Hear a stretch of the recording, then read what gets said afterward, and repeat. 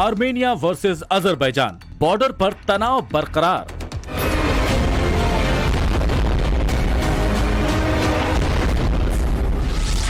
Armenia में सड़क पर संग्राम, जनता मांगे शहादत का बदला।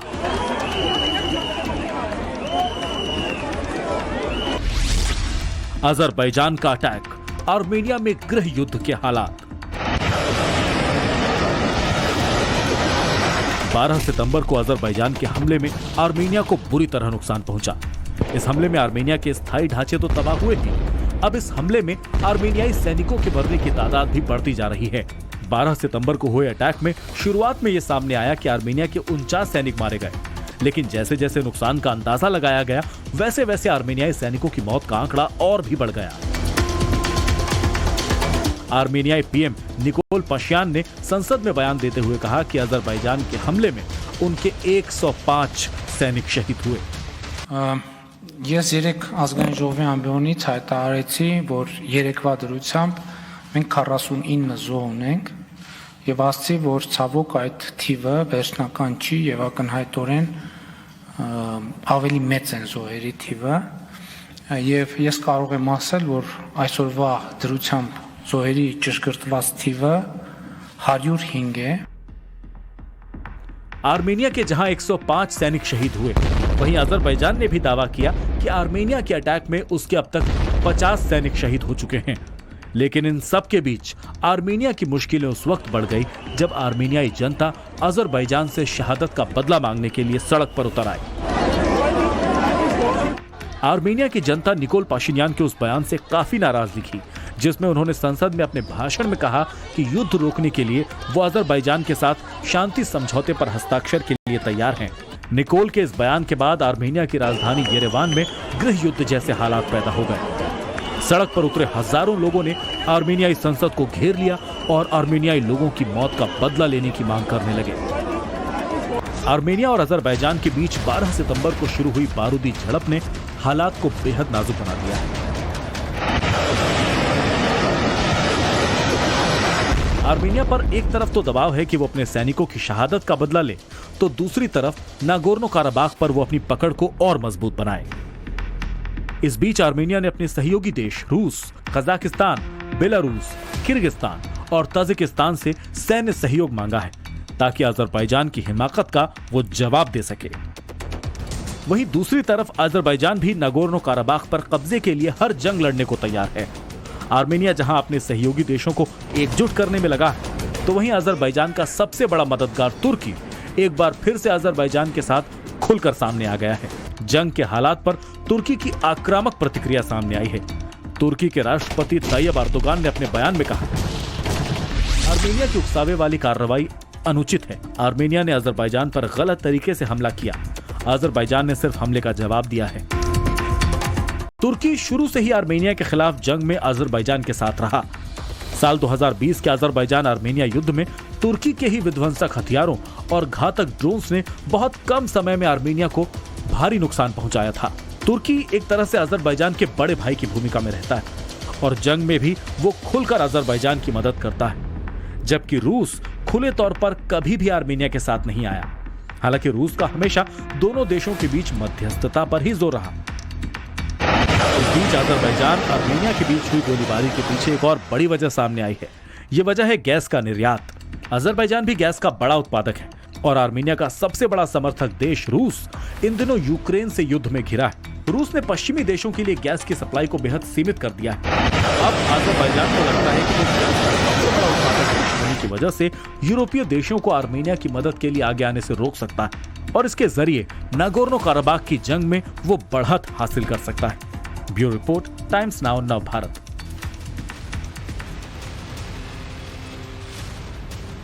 तो पूरी दुनिया एक वॉर जोन में तब्दील होती हुई नजर आ रही है। एक तरफ अजरबैजान आर्मेनिया के बीच बारूदी लड़ाई चल रही है, तो वहीं दूसरी तरफ रूस और यूक्रेन के बीच बीते 7 महीनों से जंग जारी है। इस बीच पहली बार यूक्रेन की फौज अटैक के मोड में है। 3 दिन में यूक्रेन ने करीब 4000 वर्ग किलोमीटर के इलाके को आजाद करवा लिया, ऐसा दावा किया जा रहा है। लेकिन सवाल इस बात को लेकर उठ रहे हैं कि क्या यूक्रेन की सेना ने वाकई रूसी सेना को पीछे खदेड़ दिया या फिर रूस किसी रणनीति के तहत पीछे हट रहा है। क्या रूस कोई बड़ा अटैक तो नहीं करने वाला है? सबके जहन में यह सवाल है, क्या रूस न्यूक्लियर अटैक करने वाला है? क्योंकि जिस तरह से वो कदम पीछे खींच रहा है या उसके सैनिकों को पीछे जाना पड़ रहा है, सभी सवाल ये पूछे कि रणनीति के तौर पर रूस ऐसा तो नहीं कर रहा है। आप ये रिपोर्ट देखिए।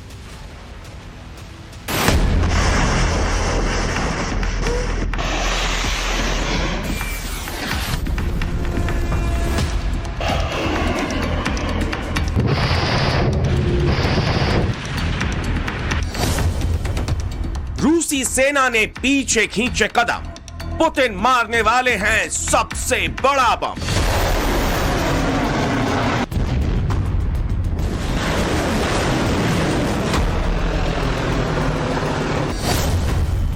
अमेरिकी हथियारों से रूसी सेना पस्त, क्या पुतिन निकालेंगे ब्रह्मास्त्र?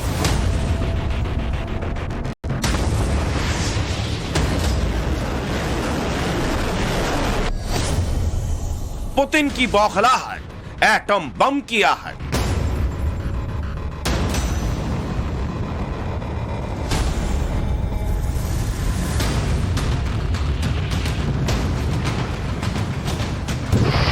बीते 7 महीने से चले आ रहे युद्ध में यूक्रेन की सेना ने पहली बार बढ़त बना ली।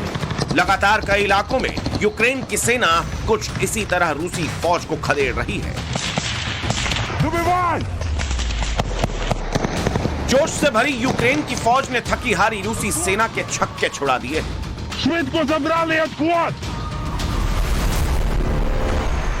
यूक्रेन की फौज ने खार्किव समेत कई इलाकों में बढ़त बना ली है। रूस की फौज पीछे हटती हुई दिखाई दे रही है। यूक्रेन में कई जगहों पर जश्न का माहौल है, लेकिन इसी बीच एक कौतूहल की स्थिति पैदा हो गई है, क्योंकि पुतिन की सेना अगर पीछे हट रही है तो इसके कई मायने हो सकते हैं।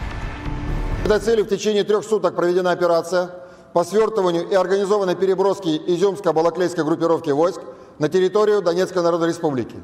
В ходе этой операции проведен ряд отвлекающих и демонстрационных мероприятий с обозначением реальных действий. Суток уничтожено более 2000 украинских и иностранных боевиков, а также свыше 100 единиц бронетехники. क्या रूस नई रणनीति पर काम कर रहा है? क्या रूस कोई बड़ा अटैक प्लान कर रहा है? क्या रूस न्यूक्लियर हमले की प्लानिंग में है?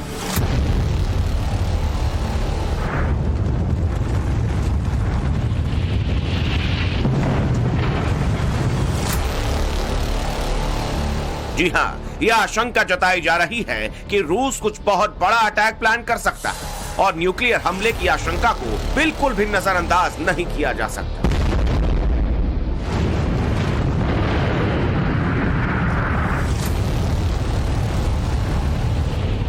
इस बात को बल पूर्व नाटो चीफ के इस बयान से भी मिलता है। नेटो के पूर्व चीफ रोज गोटमोलर ने अपने एक बयान में कहा है कि रूस अब नए सिरे से हमला कर सकता है। ये हमला अब तबाही मचाने वाले हथियारों से किया जा सकता है। रूस इसके लिए काला सागर या यूक्रेन में किसी सैन्य ठिकाने को निशाना बनाकर इस पर परमाणु बम गिरा सकता है।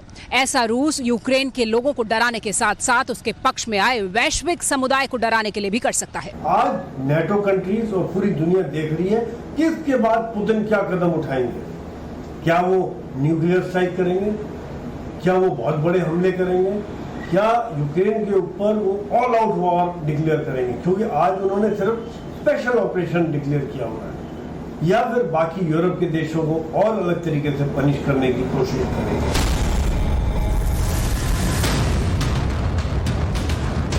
अगर पूर्व नाटो चीफ की चेतावनी सच हो तो मंजर क्या हो, इससे दुनिया वाकिफ है। अगर न्यूक्लियर हथियारों का इस्तेमाल हो गया तो कैसी तबाही आएगी, उसका अंदाजा आसानी से लगाया जा सकता है।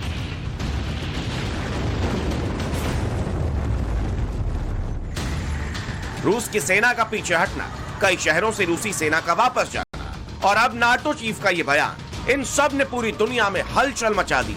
यूक्रेन पर न्यूक्लियर हमले की आशंका बढ़ गई। Speculate on what Russia might do next. Clearly, they've demonstrated their intent to keep fighting in Ukraine and to prolong their illegal occupation.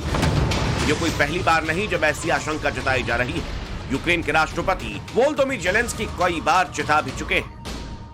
І не треба чекати від Росії, коли вона буде використовувати ядерну зброю. Світу не треба, світу треба готуватись до цього. Готуватись по-різному, не тільки антидоти, тощо там, да, бомбосховища, але з ними треба говорити, підписувати бумагу, затиснути їх економіку так, щоб у них не було навіть думки про це. Ось що я маю на увазі. रूस का अगला कदम क्या होने वाला है ये कोई नहीं जानता, इसीलिए जेलेंस्की की इस चेतावनी के बाद तैयारियां शुरू हो गई हैं। यूरोपीय संघ ने परमाणु रेडिएशन से बचने के लिए पोटेशियम आयोडाइड की 55 लाख गोलियां भेजने की घोषणा की है। इनमें से 5 लाख डोज ऑस्ट्रेलिया और 50 लाख यूरोपीय संघ दे रहा है। यूरोपीय संघ ये गोलियां यूक्रेन को फ्री में दे रहा है। इस कदम के बाद से यूक्रेन ही नहीं, पूरे यूरोप में एक डर की स्थिति पैदा हो गई है, क्योंकि रूस कब क्या करते ये कोई नहीं जानता। इसकी एक वजह यह भी है क्योंकि रूस के पास बर्बादी के कई हथियार हैं। जानकारी के मुताबिक रूस के पास 5,977 न्यूक्लियर वेपन्स हैं, जिनमें से 1,600 सक्रिय रूप से तैनात हैं। बैलिस्टिक मिसाइल से लॉन्च होने वाले 1,185 परमाणु बम, सबमरीन से लॉन्च होने वाले 800 और हवा से बॉम्बर के जरिए गिराए जाने वाले 580 परमाणु बम हैं। इसके अलावा रूस के पास कई छोटे न्यूक्लियर वेपन्स भी हैं। रूस की एक छोटी सी हार के बाद, क्योंकि रूस एक महाशक्ति है, इसका एक बहुत बड़ा मतलब निकाला जा रहा है और अब देख रहे हैं कि क्या रूस और वेपन ऑफ मास डिस्ट्रक्शन, यानी कि जिनसे बहुत बड़ी कैजुअलिटी हो सकती है, क्या उनका इस्तेमाल कर सकता है। देखा जाए कि रूस के पास क्या क्या ऐसे हथियार हैं। उनके पास न्यूक्लियर हथियार है, उनके पास बायोलॉजिकल हथियार है, उनके पास केमिकल हथियार है।